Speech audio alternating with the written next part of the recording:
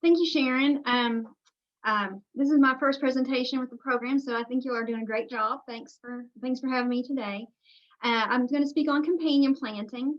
This is a topic that I had wondered and wanted to learn more information about over the years, but you know how busy you get, and one thing leads to another, and you end up doing something else. But with the summer of COVID last year, I took some time to try to learn a few new things that maybe I could incorporate into programming and learn also for myself. And so last year, I kind of considered things a tale of two gardens. So the garden on the left is my husband's project for the summer, and the one on the right is mine. We grew about 850 pounds of green beans. I'm not sure why we decided to do that, but and then my garden on the right is my vegetable garden. And what I did differently this past year was I incorporated flowers. And it wasn't really for a companion planting reason. It was just more I just want to do something different. I want something happy. And so if you were an insect, if you were a pest insect, let's say something like a Mexican bean beetle, which of these would you prefer? I think the preference would be the monoculture on the left, because there's a lot more that you could get to. There's nothing there. It's everything that you want. Now, that's not to say the garden on the right doesn't have some things like tomatoes, and it has, you can see in the background, squash, and it has peppers, but because it has a lot of different things going on, it might be a little more confusing to an insect. And so I tried to use last year as kind of a learning experience to kind of see if, to kind of experiment a bit. And it was interesting to see some differences. So companion planting, ideally, we always we want to gear our gardens and landscapes away from monoculture, because it just, if nothing else, I don't think it looks pretty in a way, because it's very plain to me. And so it's nice to incorporate different plantings, let's say in a landscape setting, because let's say something dies, you can always replace it something else, and it doesn't have to be that same set monoculture, because that's something that comes up a lot when I talk to people about their landscaping problems. But even from a natural ecosystem standpoint, by having different plants, you aren't probably going to have a problem across the board. If something comes in, an insect, a disease, if you are not having monoculture, or you have different plants, not everything's going to go down. And so having companion planting, adding new plants in, is a way to add diversity to the group of plants.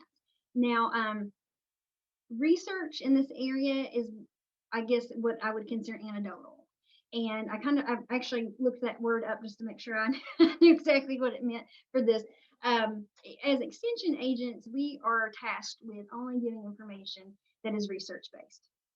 Now, there's a lot of different ways to research things, and while a lot of I couldn't find a lot of what I would consider a lot of research-based information, maybe from a land grant institute, on companion planting. There have been some scientific studies, and I have some publications and links at the end that will go into that. But there's a lot of folklore mixed with fact, and I think it's really important, and this is the way I look at gardening in general, to experiment to see what works for you. I thought it was funny as I kind of looked into my garden. I was at home a lot more this last summer, so as I looked into my garden at the marigolds and the zinnias and the sunflowers, and I was amazed at how pretty things were. There were bugs everywhere. Now, were they bad bugs, good bugs? Only 10% of insects are pests anyway. And so, but it created a lot more environment and a lot more ecosystem than I would normally have had there. So companion planting focuses on how certain plants will interact with one another. And so it's broken down into several different groups. We have the attractants, which would be like a planting something, well, I'll get into examples in a second. Attractants, trap crops, repellents, something I'm going to call good neighbors, and antagonists. And mostly we're looking at this from insect interactions, although there are some disease interactions as well. So the first I'm going to touch on are the attractants. And what we're doing with that is we are putting certain plants into the area that will attract beneficial insects. And so what are some beneficials? What are some jobs they would do? Well, pollinators, predators of maybe pest insects, And then we're also looking at it not just from maybe the pollinator standpoint as something to eat or pollinator or predator, but also areas where some insects may be able to live and shelter. And so, so what plants are kind of are more made to be a better shelter for some of these insects, which tend to be sometimes kind of small. And in the right there is me holding a Queen Anne's lace. And so a lot of beneficial insects are very small and cannot reach food in those large blossoms, like say a sunflower, which is a good companion crop, but maybe not for some smaller beneficial insects. And so incorporating something like a dill or a carrot or yarrow, something with these smaller flowers, makes a very nice shelter.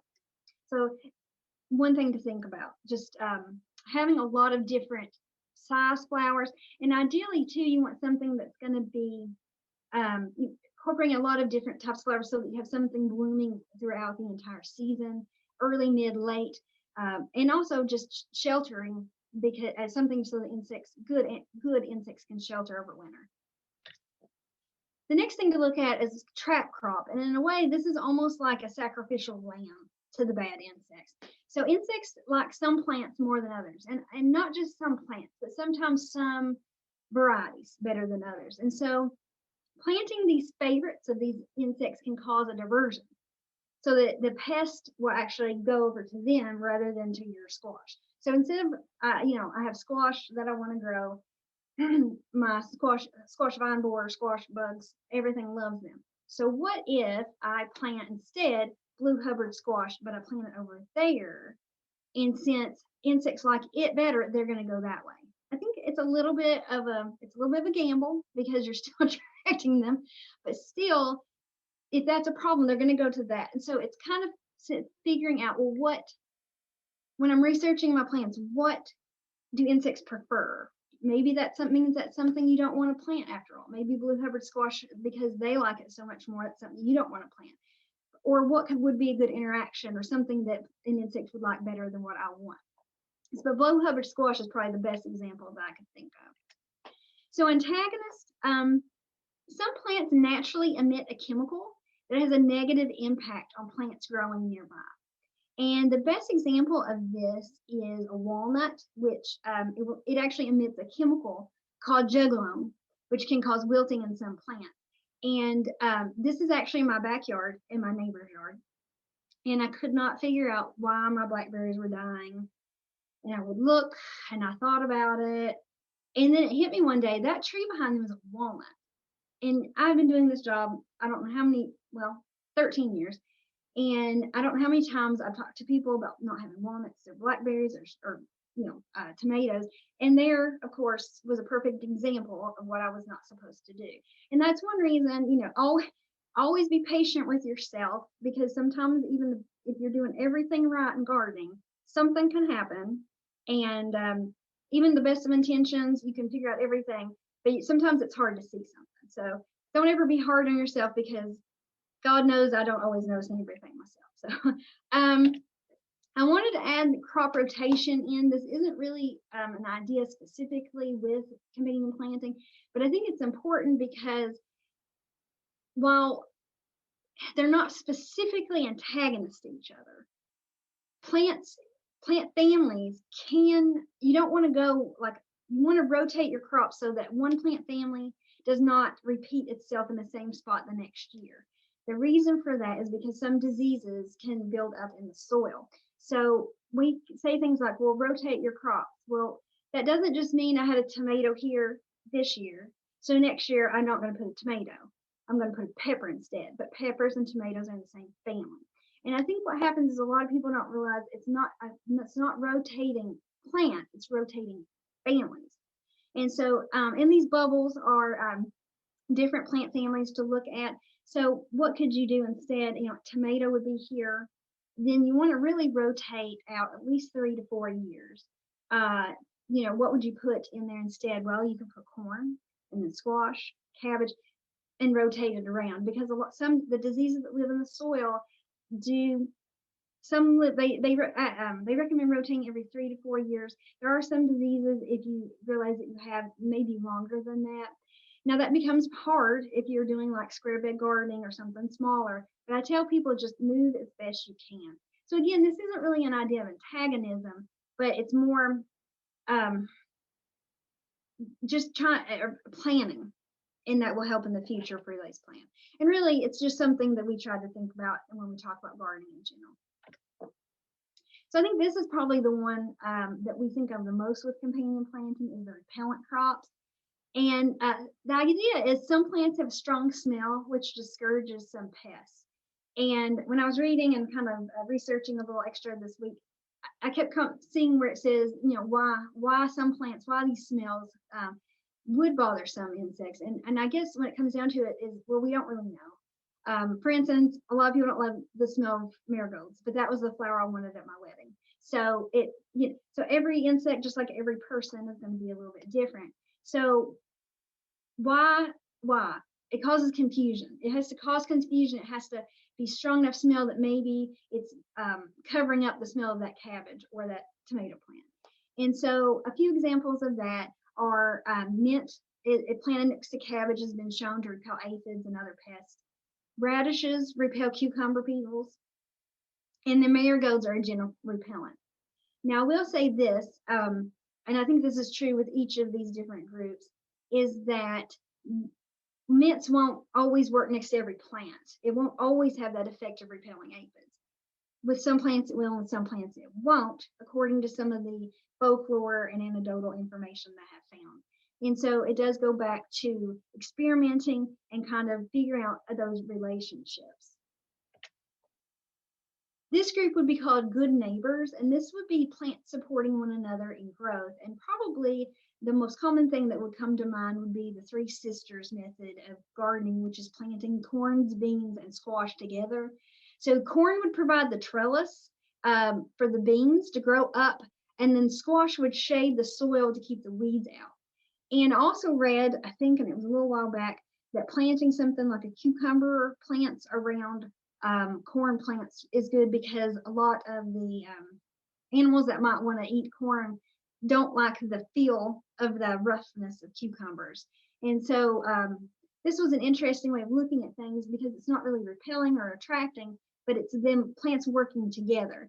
And so often we do talk about maybe vertical gardening and integrating as much space as we have, because more and more we don't have giant gardens. We are trying to focus on gardening in small spaces and utilizing as much space as possible.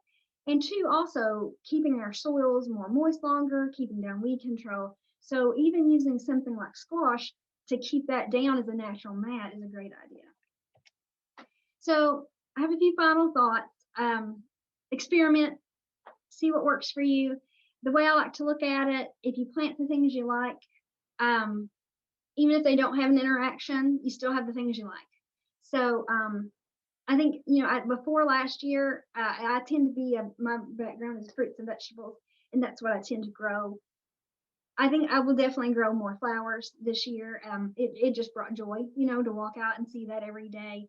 I don't usually grow herbs. I'm going to try herbs, an herb bed this year, not because I cook with them, although I should. It's more about just the interaction of the plants together, the smells and the fragrances that bring me joy as much as it might help the garden area.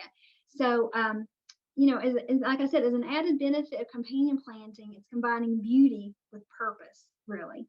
But overall, think of your garden as an ecosystem. And instead of just, this is what I'm planting, I'm going to go out and scout every day, and whatever I find, if it's bad, I'm going to kill it. But look at it as an ecosystem. This insect is going to help this insect, or kill this insect, or this plant, or what I'm doing now is helping the worms or bettering my soil. And so as an overall arching theme here is, it's not one thing on its own, it's all of it together. And so no one plant is best against everything, although I will say, when I was researching this, it seemed like radishes came up a lot as something that repelled a lot of things and was used a lot as different companions.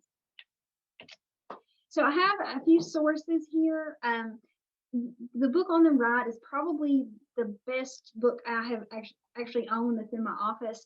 It's the Organic Gardener's Handbook of Natural Insect and Disease Control. It does go into a lot of information about companion planting, but also, I mean, I've actually broken the spine on this book. So I definitely recommend that if you're a gardener. It's broken down by disease, by insect, and then by plant. Also, the All New Encyclopedia of Organic Gardening also has a lot of great information, and then Great Garden Companions. And I've not read that book as much, but you can tell I'm a pretty big fan of Rodale Publishing.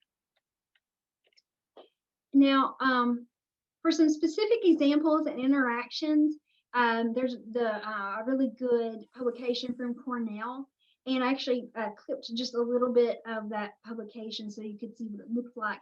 But you can see on this page is pests and the plants that repel them. You know, so like with an ant, mints and tansy and wormwood would be a good example according to this. Now I did print it off, but so it has the pests and the plants that repel them, but it also goes into different all the different vegetables and which ones help them grow and not.